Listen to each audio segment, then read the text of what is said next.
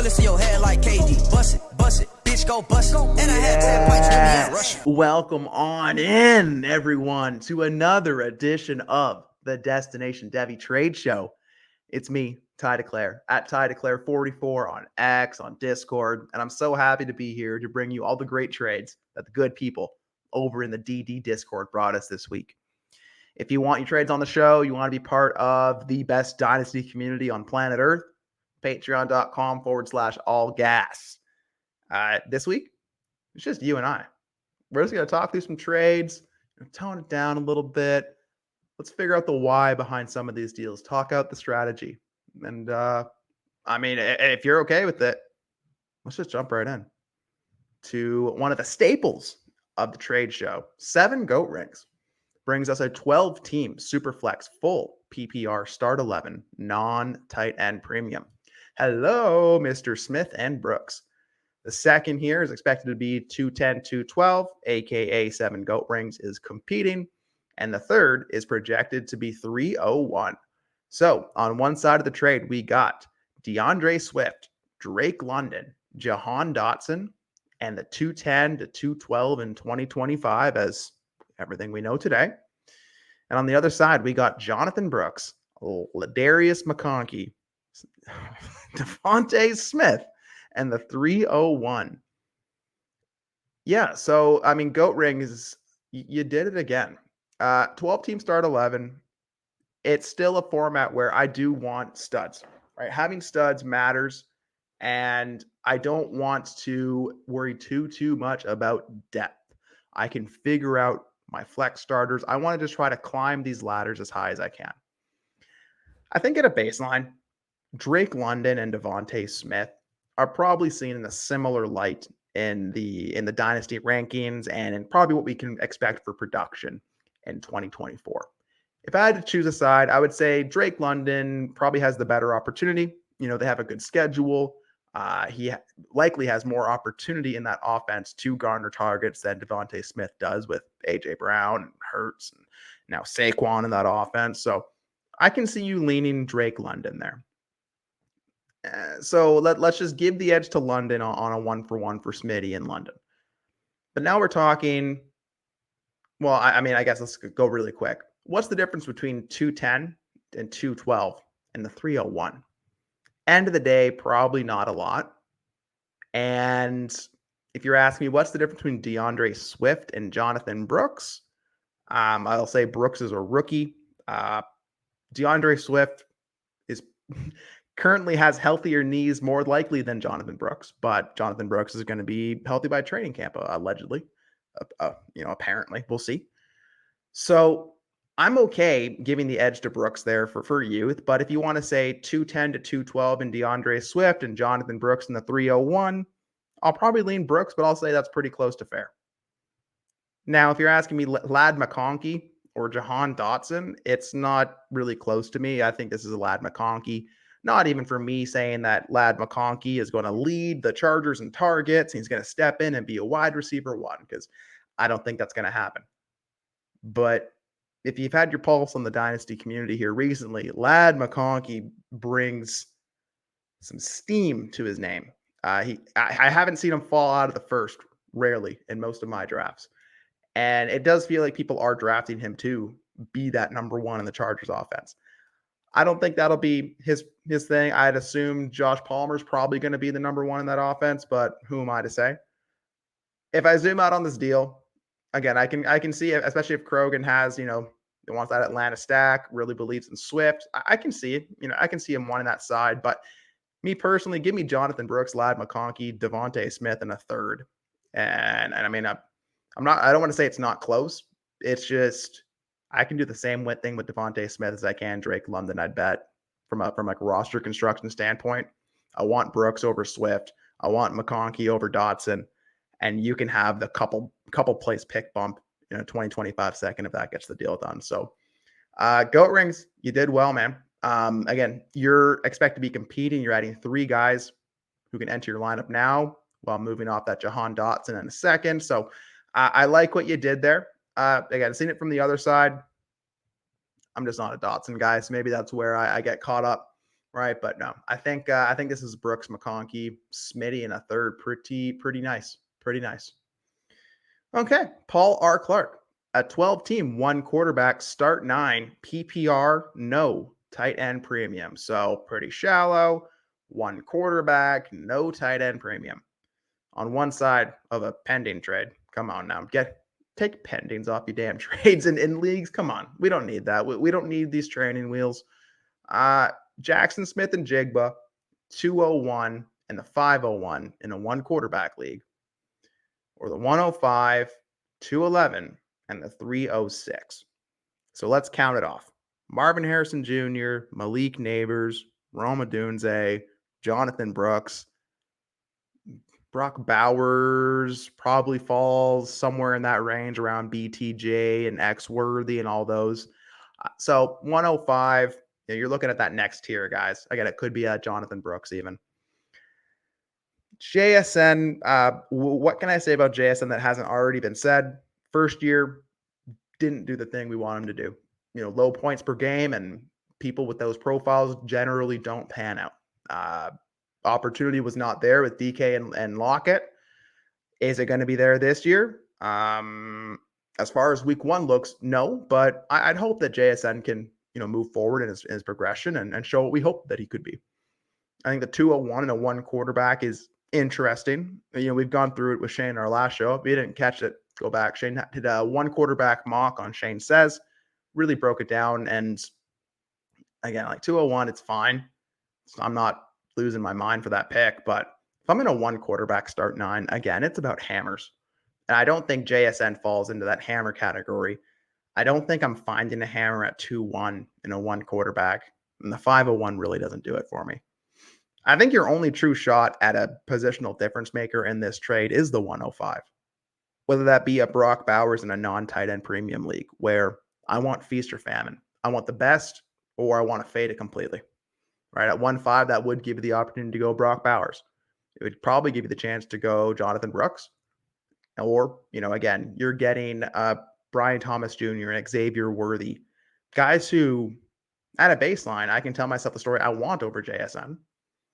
And then again, we're swapping around some picks. You got a pick in the 3rd. You're moving down in the 2nd. So Maxwell's Silver Watch, I'm going to say that I want the 105, on that side of the deal there. I will say, if I'm talent poor at wide receiver and I know that at 105, I want to fade those guys completely. It's not for me. I get the upgrade to the 201, which I think I can add another receiver, whereas at 211 and 3.6, it's not going to be there for me. I can tell myself some stories, but I think I'm just going to lean the 1.5 here. So, Paul Clark, I'm sorry. Hey, we got pending trades, right? Again, maybe there's more context that would make me feel differently. I just don't want to. I don't want to hold on to JSN when this life raft is kind of hitting me here. Right, 105 is in a one quarterback league is no cheap price to shrug at, and then start 9. Right, if I'm moving off of JSN. So let me know in the comments. In a one quarterback league, where do you come down on this? JSN 201 or 1.5 and 211, which I think more or less is what it comes down to. So let me know what you think. Teamy boy. Superflex PPR 1.5 tight end premium start 10. They have AJ Brown, DK Metcalf, Marvin Harrison Jr., Malik Neighbors, Rashee Rice, and Jordan Addison. That's a lot of receivers. Had to condense your roster, and the other team was rebuilding. I love it when that works out. So let's see. Does that make it bigger? Not really. So on one side of the ledger here, we got Amon-Ra St. Brown, the sun god, and Jordan Travis, a rookie quarterback, being acquired for DJ Moore, Xavier Worthy, and Chig Okonkwo. I'm not going to try and say Chig's first name, but in a 1.5 tight end premium, that premium is not really enough for me to want to really pivot how I'm approaching tight end, save there being some kind of other bonuses to scoring or different wrinkles in your league. I still want to, again, prioritize the difference makers, and if not, build on a range that's cheaper and easier to do so. Chig is not one of those guys who is really a big needle mover for me. I'm excited to see what he can do in 2024 with Will Levis, another year in the another year under his belt and as an NFL player, and Calvin Ridley coming to town. Maybe things open up for him. But even in a 1-5, I mean a third. I'd say a third is probably the price you're looking at for Chig, in my opinion. So call that a third. DJ Moore in Chicago. We all know about DJ Moore. He had a great profile coming out. We love him. He now finds himself in the Chicago offense after he had that 1 year as the alpha. And now he has Keenan Allen and Rome Odunze in the same offense. If I had to guess, I would say that DJ Moore will be the number one target earner, but it is hard to say. And to be confident in that one, there's a rookie quarterback. There's many mouths to feed, however you feel about that fallacy, right? The too many mouths to feed fallacy. It is true. There is target competition in that offense for DJ Moore. So, I do want to bet on DJ Moore, and I like having him, but I'm just not anticipating the elite outcome for DJ Moore this year, just based on what I know today. Xavier Worthy, I think he has a good opportunity in the Chiefs offense, but the Chiefs offense historically has been an offense where it takes a while for the receivers to break out and really grasp everything and to earn that opportunity in the Andy Reid system. Rashee Rice did it pretty early, which was impressive. But he's a bit of a knucklehead. So TBD on who's actually going to be taking snaps for Kansas City at various points throughout the season. And I mean, X had a great profile. He's fast. He lands in a good offense and with some good opportunity. So, X name should carry some weight here. But again, it's a start 10. I'm assuming this is a 12 team. And if you can go get Amon-Ra St. Brown, right? Like, I'm willing to pay a lot of things for Amon-Ra St. Brown, especially in these shallow leagues. And as I look at this, like DJ Moore and Xavier Worthy for Amon-Ra St. Brown, if you want to call that like more or less square, I won't fight you. But I'm probably going to be on Amon-Ra's side because I just feel like he is poised to have that top 6 wide receiver type season. And I'm looking at a war graph in my head here as I talk. And those top 6, it's an escalating tier of game-changing and week-winning numbers. Start 10, I need hammers. And if I have A.J. Brown, DK, Marvin Harrison Jr., Neighbors, Rice, and Addison, I have no issue sending away DJ Moore and X Worthy to upgrade to an Amon-Ra St. Brown. Now, Jordan Travis, he does fall as a quarterback in the NFL. And shout out to Scott Connor. We like to take certain bets on certain backup quarterbacks. Jordan Travis is not striking me as the kind of guy that I'm trying to blow a lot of fab on. I'm prioritizing roster spots for. But if my roster can hold it, I'll take all the backup names that I can get. But really, I'm not anticipating Jordan Travis being a priority backup in 2024 with what I know today. But maybe I'm wrong. Maybe my tune will change. So really getting a backup quarterback, just have a plan with that. If that's just going to be how your roster constructing, great. You're getting the upgrade of upgrades in Amon-Ra St. Brown at wide receiver, giving away 2 good wide receivers, and then a tight end who, again, I'm not betting on it really being a difference for my competing team. On the other side, if I'm looking at it, if I'm talent poor, I'm in a rebuild, I'd love to not move Amon-Ra unless I'm getting hopefully a first and a substantial piece back.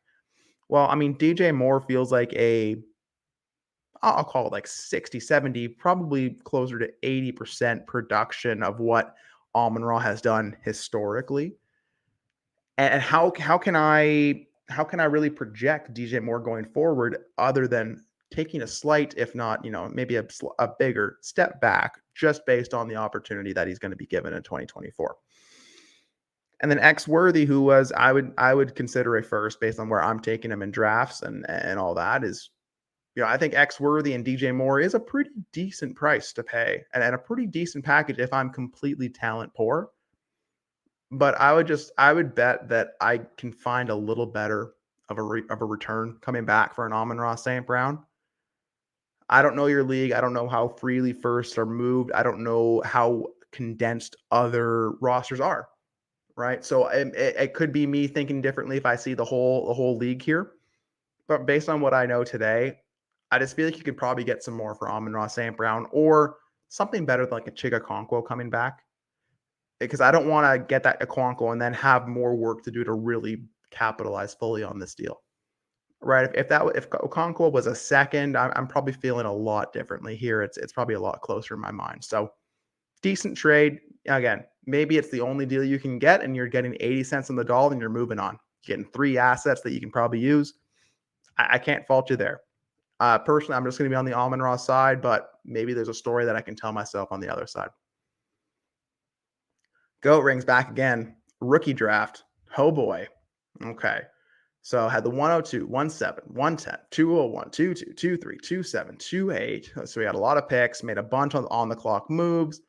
First 7 picks were owned by me and one other person. So, I mean, clearly, right? So a lot of consolidation in the draft between a couple teams. 105 turned into Rome. So let's pull this up. So 105 turned into Rome. So Drake London and Trey Benson. Drake London and Trey Benson for Rome Odunze and a 2025 third. So goat rings again. You're taking that bet on the Rome. It sounds like what you had 102. So I assume that you took Marvin Harrison Jr. because Caleb was off the board. Because I'm assuming this is a 12-team league, and that would go there. If you had 102 and you took Caleb in like a 10-team league, let's say, or Caleb was there, and you want to stack them up with that Rome, cool. And you get that third back as well. Now, we're talking Drake London, though.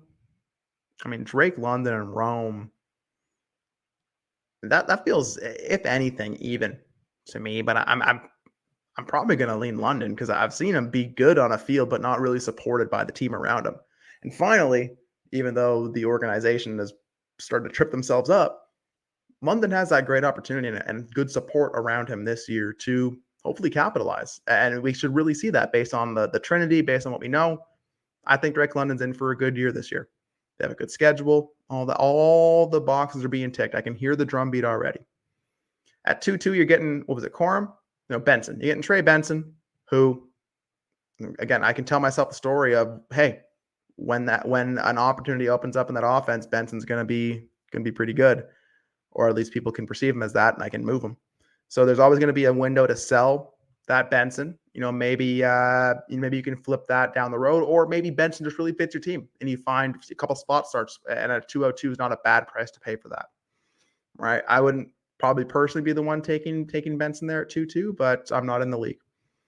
So, I mean, looking at this deal right here, London and Benson or Rome in a third, I'm going to go London and Benson just as I'm telling myself the story of London over Rome, and then I want Benson over the third. But hell, if you have a conviction on Rome, right, and you're frustrated with London, you want to move on, maybe that's the other side for you. But I'm going to be pretty firmly on London in the 202 here until proven otherwise. And then over here, so we got Cooper Kupp, Raheem Mostert, and Gus Edwards. There we go. Being acquired for 201, which is Ladd McConkey, and the 307, which is what? I guess we don't know. The 307 is a mystery. AD? No, 204. 204 is AD. Well, I don't know what the 37 is, but what I do know is Cooper Kupp and Ladd McConkey are probably 2 ships in the Dynasty night passing. Kupp is on his swan song, closing chapter, wrap it up. It's closing time to go home era. Ladd McConkey is in his getting steamed up all the way, projections probably getting out over their feet range. So from like a dynasty asset perspective, like, yes, I would want Ladd McConkey over Cooper Kupp. But I mean, we're talking Raheem Mostert and Gus Edwards, any running backs on a 53. Raheem Mostert, who was what, RB2, RB3 in WAR last year, right? An absolute hammer. Yes, Jalen Wright adds there. Yes, Devon Achane is still in that offense. Yes, like all that could happen. And running backs, it's hard to repeat as an RB1, year over year. So I can tell myself the story of why Mostert's going to fall off, but let's play the Delta game. Cup and Ladd, production wise, I'll give the edge to Cup until proven otherwise. Maybe he gets hurt right away and I'm eating my crow already on that. But if you're giving me two running backs that I think will have opportunities at various points throughout the year and probably give some good weeks along the way for 307, yeah, I'm taking goat rings out of this one. I like this deal. I like this one a lot, especially if you're trying to win. Like you said, you just want to compete this year. Yeah, give me some points here for these picks. I like that a lot. I like that a lot.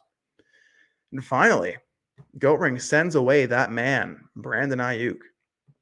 Gets back Deontay Johnson, a 2026 second, and the 204, which is A.D. Mitchell. So Deontay, a second, and A.D. Admittedly, I'm not the biggest A.D. Mitchell fan. Right? I'm not. It's not that I don't like the landing spot. I love the landing spot for him. I could just see him being used in that Alec Pierce role, right, where he's just going to be running wind sprints, opening up the field. Maybe he does get a bomb or two because Anthony Richardson is. I'm going to go out on a limb here and say a better quarterback than Gardner Minshew is, a better talent. So I do think that he can probably maximize the people in that offense. So, I think AD is going to be one to really watch throughout the process here. And, my tune could change quickly. But for right now, I'm not really penciling him in as someone who I guess I would take at 2-4 or, someone who's going to be a threshold wide receiver in, let's call it a 12 by 10, a 12 team start 10. Deontay Johnson, I think, is set up to eat targets in the Carolina Panthers offense this year. I do like where he is and what he can provide for me when it comes to production. And again, if I'm trying to win and just get points and dynasty value, be damned. Deontay in 2 seconds for Aiyuk, like I can see how you got there, but my bias is probably showing here. I'm a very big Brandon Aiyuk fan. I do think that what makes Brandon Aiyuk great is his opportunity in the San Francisco offense. The system supports him, but I also think he's a damn good wide receiver, and the Trinity supports that in the San Francisco offense. Brandon Ayuk's a damn stud. And I don't see that changing right now. Maybe he changes teams, right? And it's just not a great fit. Something falls off. I can tell myself the story where it changes. But like from a pure dynasty perspective and who I think the best player in the deal is and who I think will produce the most of this group, I'm going to say Brandon Aiyuk.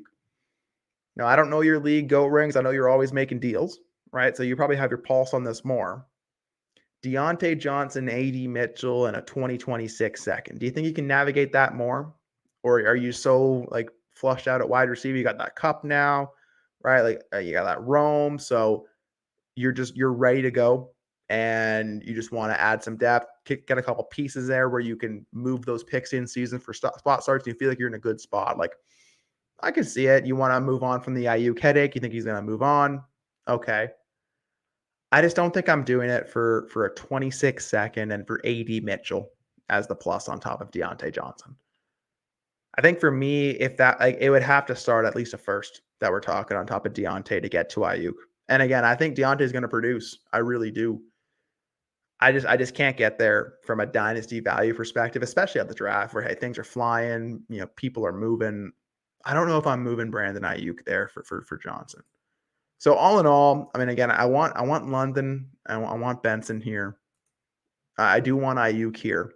I can see, especially if you are asset poor and you just need shots, I can tell myself the story here, but it sounds like you're just trying to win, right?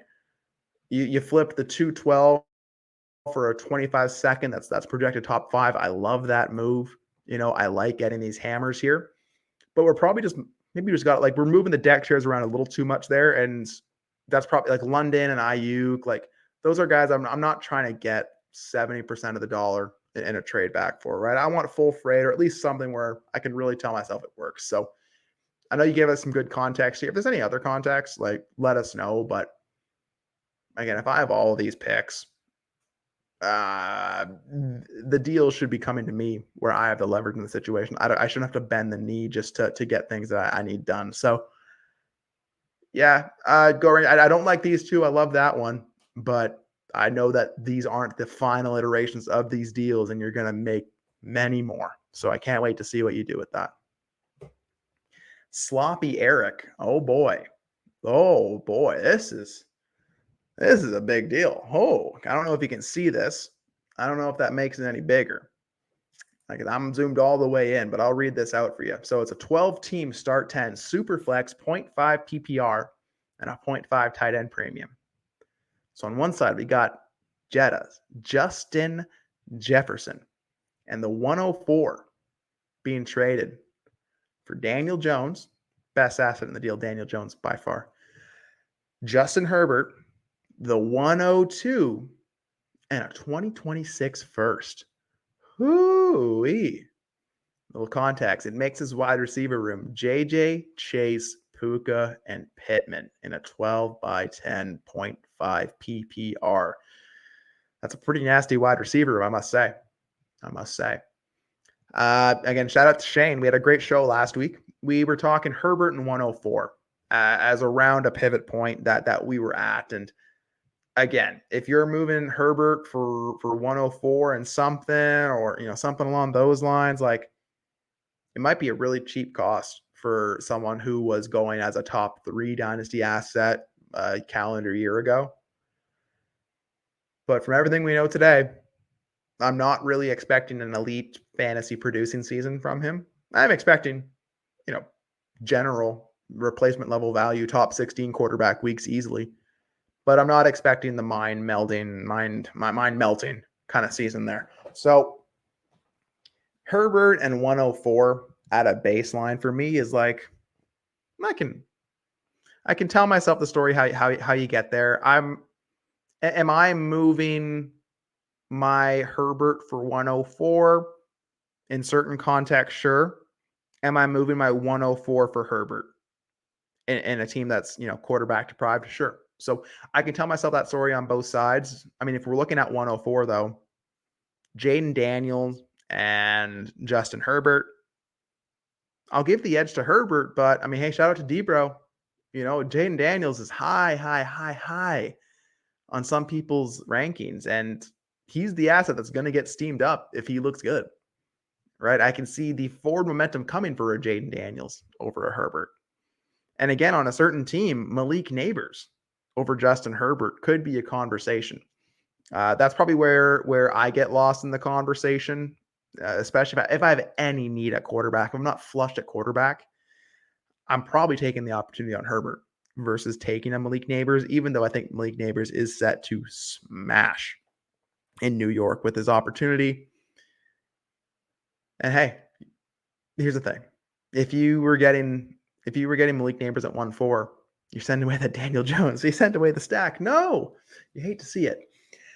But 102 on the other side here, I'm assuming that's Marvin Harrison Jr. So this becomes a Marvin Harrison Jr. versus Justin Jefferson conversation. Marvin Harrison Jr. doesn't have to do a whole lot to really steam himself up further. And the reason I say that is he's coming into the league, wide receiver 3, 4, 5 in Dynasty already? So he's already at pretty much his capped ceiling. So any production that he does, I think he'll be in that conversation for wide receiver 1, especially if, whoever's throwing the ball to JJ, whether that be Sam Darnold or JJ McCarthy, if they're a little slow coming out the gate, right? Okay, maybe Marvin Harrison takes a step forward. It has a great couple games and people want him over JJ. Maybe Burrow, this isn't going to be the case, but maybe Burrow doesn't look great coming out. He still has some rust to shake off. Maybe that offense just doesn't click right away. Maybe in Dallas, right? They continue to go all in while doing nothing. And hey, there's whispers that Dak's leaving, CD's not happy. That team could go interestingly. So maybe there's a way that Marvin Harrison Jr. gets steamed up just from simply being himself and everything else around him changing. But the way that I dynasty, I do value people who have proven they can do it before at the NFL level. And Justin Jefferson's done nothing more than smash that. I do think Justin Jefferson is still the wide receiver 1 in Dynasty, and until proven otherwise, that's where I'm cemented in. So Justin Jefferson is not someone I would move straight up for 102. I think 102 and a 2026 first, if I'm convicted on where that 2026 first is. Okay. Okay. Marvin Harrison and a first that's a couple years away. I can always try to get back a 26 first down the line. Okay. Maybe some people are screaming at their TVs right now. What? You'd add a first on top of Marvin Harrison to get JJ? You are crazy. I think there's certain players that are worth the price of admission, and JJ is one of them. I think that Marvin Harrison Jr. is one of them as well. But he's already at his ceiling, more or less, right? And any other movement is going to be superfluous in general. So I'm just going to bet on JJ. And Daniel Jones just isn't enough of a real needle mover for me to want to really make this package go through. So if you're saying it's 104 for Herbert, I'll lean Herbert. If you're saying it's Marv and a 2026 first for Jefferson, I can tell myself that story on many teams where I'm taking, Marv in the first. But I mean, if I have Chase, Puka, Pittman, and I'm adding Justin Jefferson in a 12 by 10, and I'm getting the 104 back, yeah, it's really hard to say no to the Justin Jefferson side of this one. So this is a good deal. There's a lot of good names flying around, but I mean, I know Cody Smith would be in my corner here. The rookie hype and just the coming out party here on Marv. I really hope he hits. I really hope he does. He landed in a great spot. I think he has a great opportunity to be what we hope he can be. I just really hope he is. I just really hope he is. And this could be a deal you look back on in a year and you're like, wow, I got Marv, who's already surpassed Jefferson, and I got the 26th first, the team that just got orphaned, and I got Justin Herbert, who, hey, they just went out and added a wide receiver and their offense looks better, and Harbaugh did great year one. So I know that this could change the story, but I just feel like I can get a 102 plus type return for Jefferson in the right league at the right time. So I'm going to take Jefferson in the 104, but it's a good deal. It's a good deal. If that was a 2025 first, I'm probably changing my tune. If that's a top 6 first in 2024, I'm probably changing my tune. But a 2026 first, it's a little too far out for me to really make that bet and say that that's worth the squeeze for me to move up that Jefferson. But again, there's much worse players to fall into than Marvin Harrison Jr. If that's Caleb and you're getting Jones, Herbert, and Caleb and a first, and you can tell yourself the story that I need all 3 of those quarterbacks, and that's you have no quarterbacks, and that is now your quarterback room. Okay, true. Like, I bet there's probably cheaper ways to get that done, but it's a pretty nice way just to staple in some starting quarterbacks and have a nice cascade effect of upper, mid elite, and then all the way down to there at Daniel Jones. So good deal. I'll take Jefferson in the 104.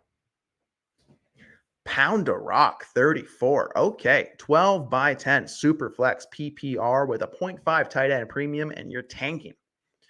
The 109 owner wants seconds, thinking he can get some deals done. You needed a quarterback. So you traded 2-6 to go from Nix to 1-9, which is JJ McCarthy. 2-6 was Pearsall. Left the draft with Drake May, JJ McCarthy, and Penix to pair with Josh Allen. Also grab Marv at 1-2. Nice. So really, what is the cost to move up one spot from 110 to 19? I'll say this. I think that there's many ways that you can kind of skin the cat when it comes to approaching quarterback in the 2024 draft. I do want JJ McCarthy over Bo Nix at a baseline. I think that 110 for Bo Nix, most would see that as a reach. I've seen him more in the early to mid second. But I'm not going to fault anyone for taking a quarterback that went, early to mid first round and take him in the first. I don't have any qualms about that. But yeah, I think the way that I dynasty, I have JJ McCarthy a tier ahead, at least, of Nix there. And Ricky Pearsall, well, I like Ricky. I like the fact that he's in the San Francisco 49ers offense. I don't know when that window is going to come or when that production is going to come. So for right now, yeah, I mean, especially if you really you need that JJ McCarthy, yeah, I'll pay a 2-6 to move up and get the player that I actually want. Now, like you were saying, the guy on the other side, he just wants seconds. Right? He wants to get some deals done. He wants us to flesh out You move back. Let's say that you're saying that you don't care what quarterback you get. You just want to get a quarterback, right? And you move back one spot and you just pocket a second that then you're just adding talent to. If I have an orphan where I need assets, I just need to split some things. This is fine, right? You move back one spot, you get a mid second for it. Again, would I have taken Pearsall at 2-6? I don't know. I would have to be on the clock in your league. I would have loved to try to move that pick again and split that again and really start to cascade this thing down. But again, and again, on the other side, you have Josh Allen, right? You got Marv, you got Drake, man, you got JJ, you got Penix. Like, you had a plan here. You filled out your quarterback room. Again, whichever one between Drake May and JJ McCarthy hits, like, you'll have a decision to make if they both hit. So knowing your quarterback room, it looks like that is it for your quarterback room. You got Penix on the back burner waiting for that opportunity to come. I don't mind that. I guess just my only thing is it's not bad to have multiple quarterbacks and ones that you can take shots on, but just have a plan. Right? I don't want you to make this move and then JJ McCarthy is just taking zeros on your bench because Drake May actually got the job week 1 and he's playing and you're starting him. And then Josh Allen, you're not taking him out of the lineup. And then JJ McCarthy, he starts to put up some good weeks. He gets some playing time. You're like, ooh, I don't know who to start. And then every week, Saturday night, you're looking at your lineup and you're like, I have no clue which one of these quarterbacks to start. And it's really making me mad. Like, you'll have a chance to move off and, make those pivots as well, but just try to have a plan with that. Right. I like to try to reduce those headaches that I can in the leagues that I play in. Cause I'm in, I think, 18 leagues at this point. So I have a good number, but I need to prioritize my time. And me stressing over which quarterback to punch in my Superflex, I don't want that to be my reality. So I like having like the level of quarterback talent that you've acquired here. Just have a plan with it, right? Is it to hold? Is it to let it grow and really let it go and then try to cash out at the top? Is it getting Drake May and JJ McCarthy and Penix makes you feel better to move someone like a Josh Allen for an absolute king's ransom? Like, yeah, I can really tell myself that story and makes a move like this worth it. But going back to the deal, yeah, it's a good deal probably for both sides. And both sides got what they wanted, but you got the player that I think is a tier above, and you didn't pay a hefty price to do so. So give me JJ McCarthy. Good work. Okay. Stales 7372. 12 by 12. So 12 team, start 12. Superflex, best ball. Let's go. PPR and a 1.75 tight end premium. On one side, you got Stephon Diggs in a 2025 second. And on the other side, you got Ladd McConkey in a 2025 fourth. 12 by 12 best ball, 10 by 9 one quarterback.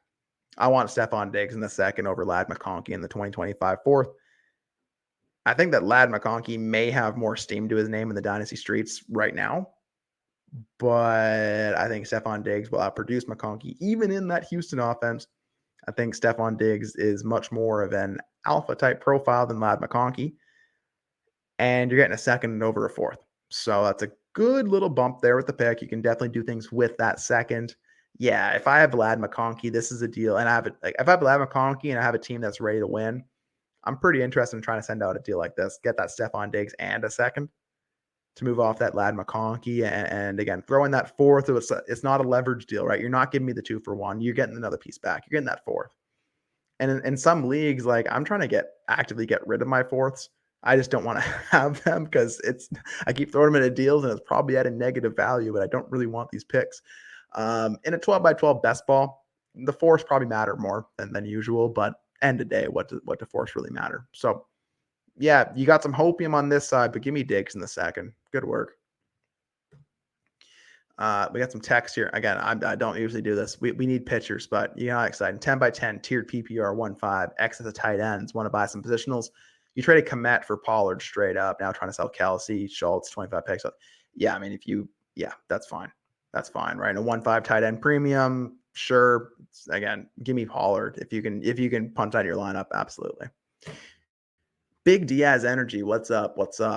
A 12 by 10 Superflex PPR process deal. You liquidated Hollywood right after the latest Rashid FUD, and then picked up Brendan $3 on waivers, only to flip him for a third 3 weeks later. Fish and bread, keep a poor man fed. Hell yeah. I love that. So you got a first for Hollywood Brown, which if you can get a first for Hollywood Brown, please go do that right now. That's process all process. I think that yes, there is instability in the Kansas City wide receiver room. I don't think Hollywood Brown is going to be the one that fills that need.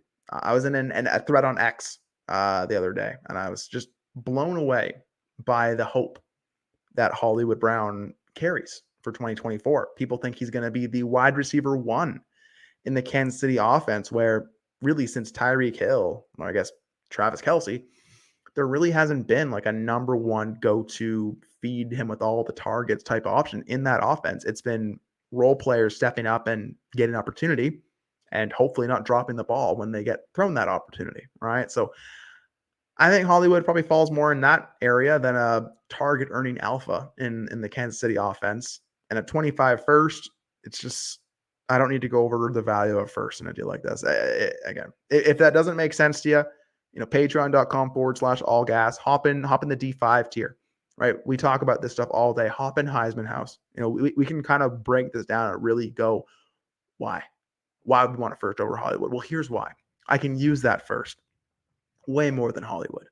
I get a roster spot back that I can use in another way. I can use that first to go fill a threshold wide receiver need if and when I need it, versus taking a bet on a stagnant one asset Hollywood Brown, where if Hollywood doesn't do what people hope Hollywood does, what happens to his value?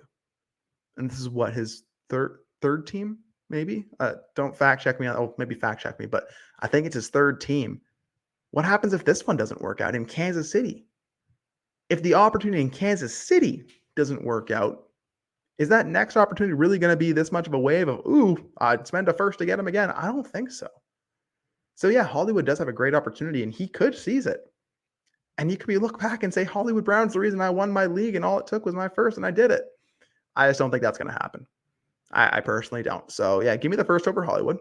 And then, yeah, you pick up guys. And this is why you pick up guys on waivers. This is why you put those waiver runs in after the draft, right? You never know.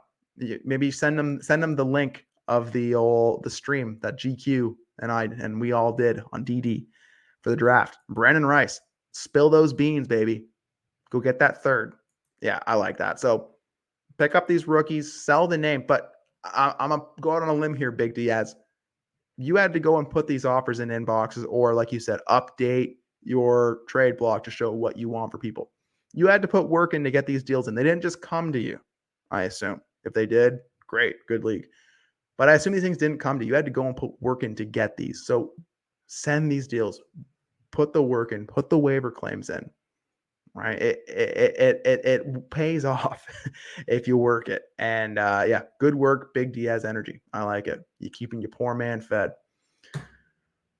12 team Superflex start 10 PPR 2.0 tight end premium. Shepard 87's competing and felt that Goff's new contract made him more of a guaranteed asset in my QB2 behind Hurts. Let's see, that probably made it smaller, so let's keep it over here. So we got Jared Goff and DJ Moore being sent away for Josh Downs, JJ McCarthy, and a 2026 first belonging to Shepard. So Shepard sends away his own 26 first, that JJ McCarthy that we just talked about in that last deal, and Josh Downs, who, again, I guess they now have AD Mitchell in that wide receiver room. They've always had Pittman.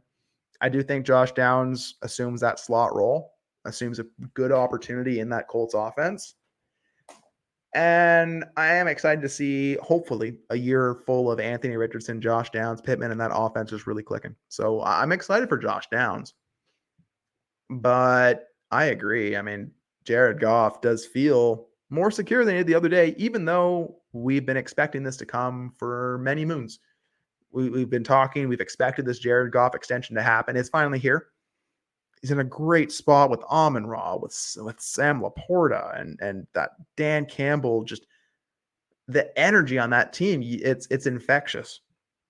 And I do think that that does play a factor in people's minds in Dynasty. And I don't know if there's any kind of quantitative or numbers ways to really break that down or to capitalize on that. But people like security, people like the Lions story, and people like the Lions offense. So I like getting Goff, right? Goff and JJ McCarthy. I one's a rookie. You haven't seen it. One's gone through the ups and downs and come out the other side. So at a baseline, I want Goff over McCarthy. Even though, and I say that right, even though in many of the leagues that I have Jared Goff, I can barely get a first for him in trade offer. I can barely get a first. There's a reason why I have a lot of Goff is I can't move him, apparently. I bet if I tried today, I'd get a better return now. But I think at a baseline, yeah, I want Jared Goff over JJ McCarthy. Save the fact that JJ McCarthy, again, first round pick this year, good opportunity, lands with JJ McCarthy or Justin Jefferson. And all he has to do is beat out Sam Darnold. So we'll see. But DJ Moore, again, we talked about it before. I think he probably does take a step back in his production, but we're not talking about Amon-Ra St. Brown anymore. We're talking about Josh Downs in a 26 first. And if I have Josh Downs in a 26 first and I'm trying to consolidate into a hammer in a 12 by 10, yeah, I'm okay taking back that DJ Moore. So yeah, give me Jared Goff and DJ Moore here. If I'm looking at it from the other side, again, if you take over an orphan that's asset poor, you need to split some things. You just need to get more assets.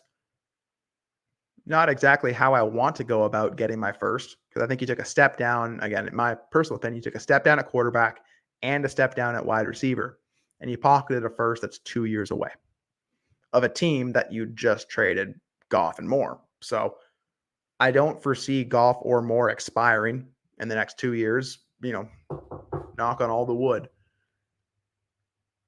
I don't like this deal on the other side. I don't like the gap that exists between DJ Moore and Josh Downs, in my personal opinion, and I assume on Keep Trade Cut. I don't like going after 26 first unless it's a very specific convicted bet.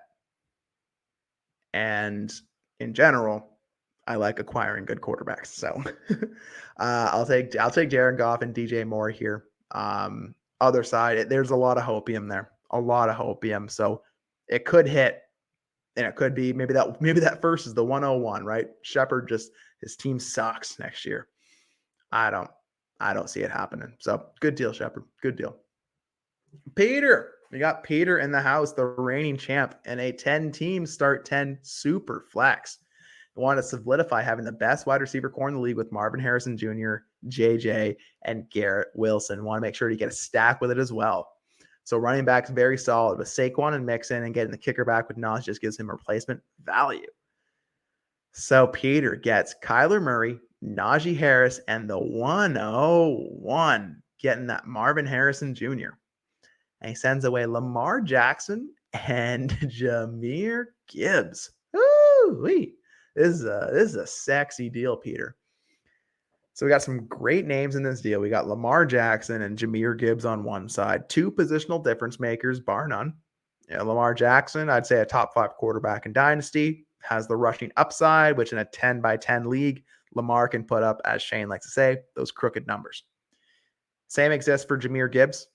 He does have a David Montgomery in his way, but he has that Jared Goff we just talked about, right?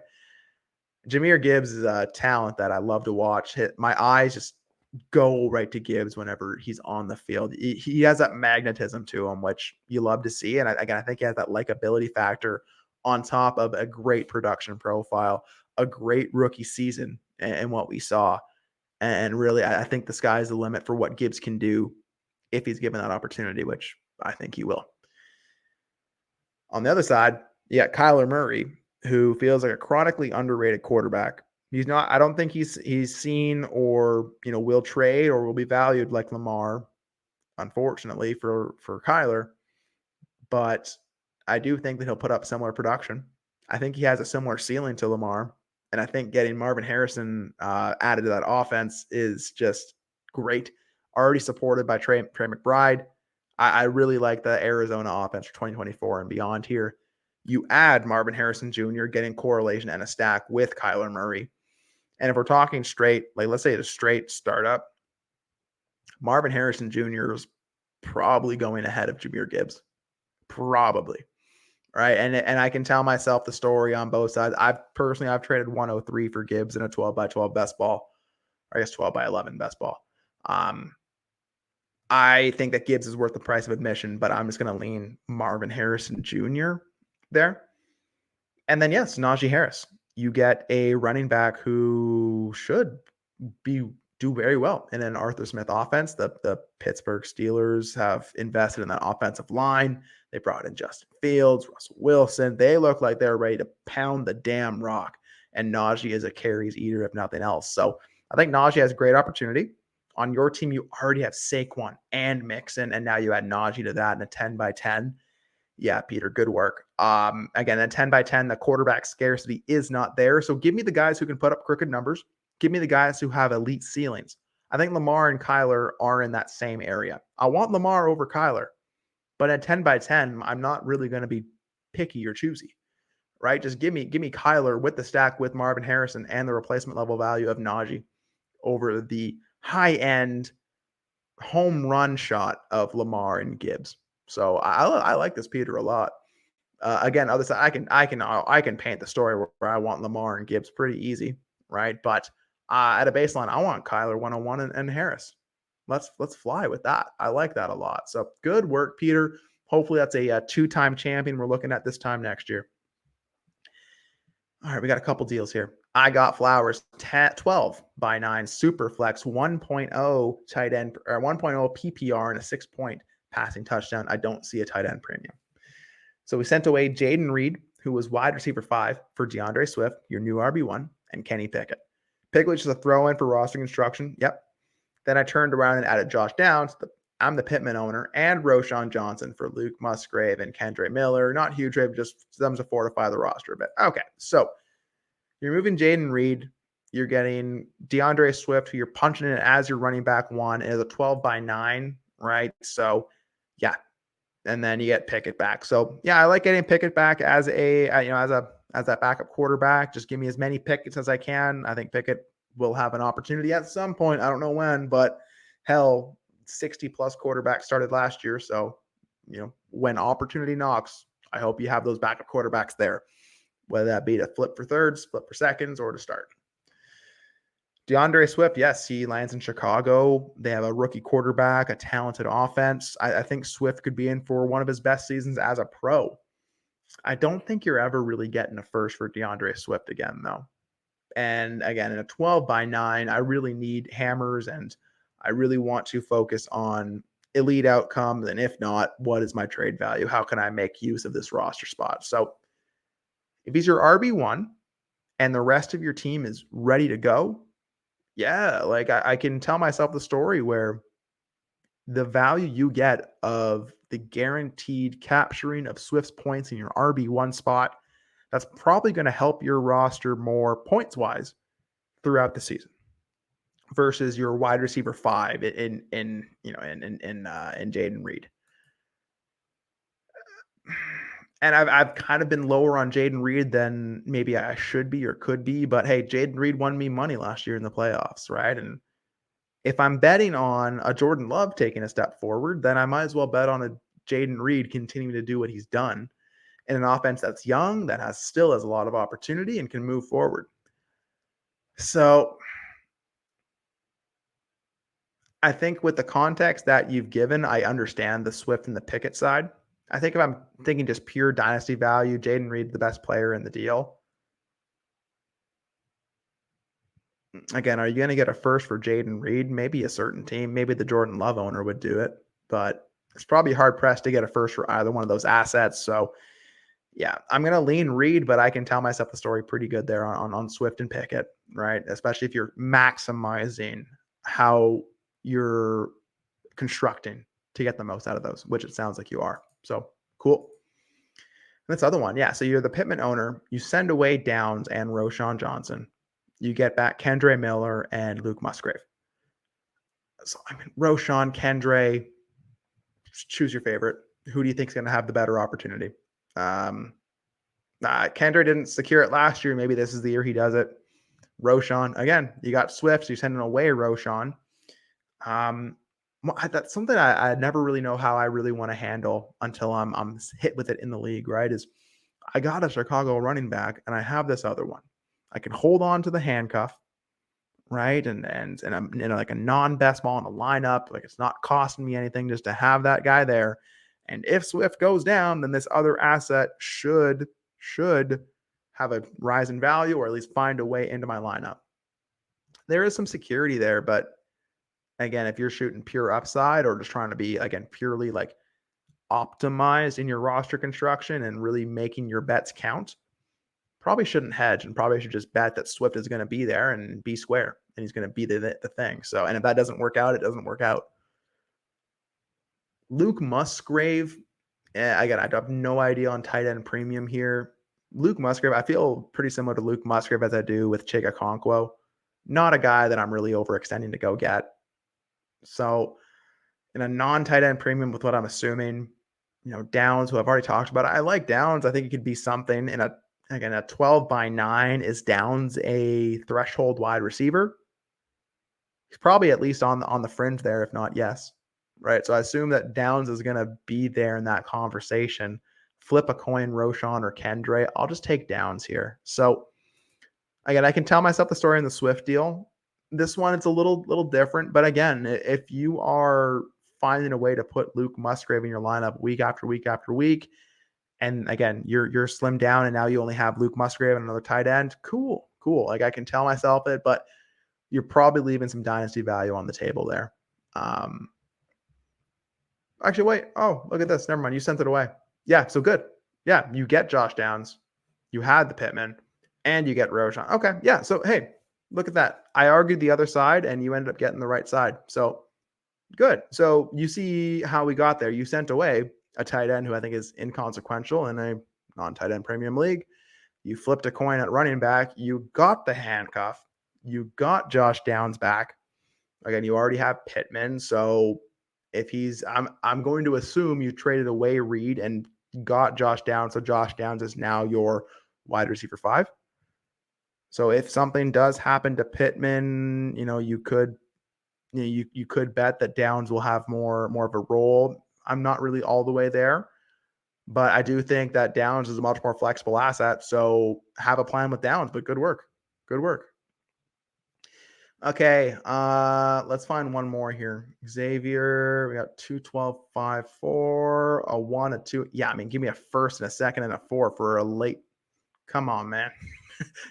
Yeah, I want the first. I think I want the first there. Is this a startup? What is this? Yeah, it's a start. Okay, hold on. It's a startup. I was like, this makes no sense. This is a rookie draft. Okay, so 214. So gave up the 410, which was Rome. So gave up Rome, a first and a second, and he got Neighbors and Jordan Addison. Okay. So Rome and Neighbors. I want Neighbors over Rome. Here's the problem. I don't like moving my first in a startup if I can help it. Right. And if I'm moving my 25 first and a 26 second, Jordan Addison's not necessarily the cat that I want to bet on. But in a 14 team start 11, you need assets, you need guys in that lineup. So I want Neighbors over Rome by at least a 26 second. And I just want starters. I want to get some players. So I'll send my first for an Addison. Hey, if you're geared to go, the startup's gone really well for you so far, sure. Let's do that. In general, I just want to keep my future first, keep flexible and not have my decision or my direction chosen for me at the start of the draft. Like I want to stay as flexible as I can. But hey, you got a dope ass wide receiver and Malik Neighbors. You're moving off Rome and then your picks. But again, maybe this is Addison's season, right? This could be the one. So I'm really interested to see how that one turns out. We need a review of this one at the end of next year. See how that one turned out. Okay, let's find one more. Ooh, some good names there. Richardson or Burrow, big trade. Oh boy. Stroud, 1-5, 1-6, and Levis. Oh goodness. All right, let's end here in a 10-team trade. 10-team trade. All right, 10 teams, Superflex, start 11.5, tight end premium. Quarterback room is Allen, Stafford, Stroud, and Watson. It's had a lot of quarterback, right? So Stafford and Watson, kind of that QB2 range. You had 2 top-end options in Allen and Stroud. No future picks. You needed some picks. Couldn't move all the QBs at all besides Stroud. True. And I mean, the fact you're able to move Stroud is something, right? Finished second. One team has most of the first-round picks, controlled the draft. So the picks turned into Bowers and Odunze. Excellent. So Bowers, Rome Odunze, and Will Levis, or CJ Stroud and Cole Kmet. And this is the issue, right? Is while maybe like a trade calculator says one thing, or you think you can pull something off, once you get in your context of your league and all the firsts are on one team and you have this swarm of quarterbacks who theoretically you should be able to move for hauls, people either don't have the assets or don't want to pony up to pay the price to do these things. And you're kind of just stuck with these quarterbacks. Now, I will say there's much worse fate than to be stuck with Josh Allen, CJ Stroud, Matt Stafford, and Deshaun Watson. And having Allen and Stroud, who I do think can be elite outcome quarterbacks, that does change the distribution of wins above replacement, of points in your league, and it changes the player pool that your league mates can play with. Now, you don't have like Allen, Stroud, and Burrow, or and Anthony. You don't have like a third one to really cement that, but I don't mind being stuck with the quarterbacks. And like, I feel like I can probably move a Stafford or a Watson in season once a player becomes available, or someone gets hurt, and I can move that. It's a 10-team league, so I don't mind. I don't mind being slimmer at quarterback, or playing it differently, but it's a 10-teamer. I want the cream of the crop, right? I want the top end guys, and I think that Stroud has ascended there permanently, probably. But we'll see if he can actually live up to that KTC price, if he can sustain it. You get Cole Kmet in a 0.5 premium, who is fine, right? Again, I want feast or famine. Cole Kmet kind of falls a little bit in that middle range that I want to fade, but in the right deal, if I can just strap him in and take it, that's fine. Well, I'll pause. That didn't come out right. If I can just plug Cole Kmet into my lineup, I will take that. Don't clip it. Don't clip it, please. And then, we got Bowers and Rome Odunze and Will Levis. So you're getting at least one good shot at a positional difference maker in Bowers. You're getting a wide receiver we love coming out, right? The Rome. How he looks in that offense year one is the only question. His long-term, profile and what we hope, I don't think that's changed much right now. And you got Will Levis, who again, starting quarterback. I think when I'm looking at this, even though I know why you did it, you moved off your quarterbacks, you added 2 starters to your lineup and remained with 4 quarterbacks, and you have Stafford, Watson, and Levis now, so you have some variety there. I think I'm just sticking with Stroud and Kmet, honestly. Like, if Kmet's my starting tight end, I still feel okay with that, and I don't have to think about it. I just put him in and start, or I have a better option. Cool. For Stroud, though, I think I want more than Levis 1.5 and 1.6, or Levis and Bowers and Odunze. I think I just want more. In a 10 team, I don't need to be like the cleanest at quarterback, but I still think the elite guy should matter. So if this was like a 2.0 tight end premium, I'd feel a lot differently. If it was just maybe some different names or different combinations, or if this was just a future first, or something where there's a bit more of a convicted bet or a bit more of a story I can tell myself on any of these things, like I could see it. I'm just going to lean Stroud and Kmet here, though. So, hey, we did it. Great deals this week. Great deals. Great discussion.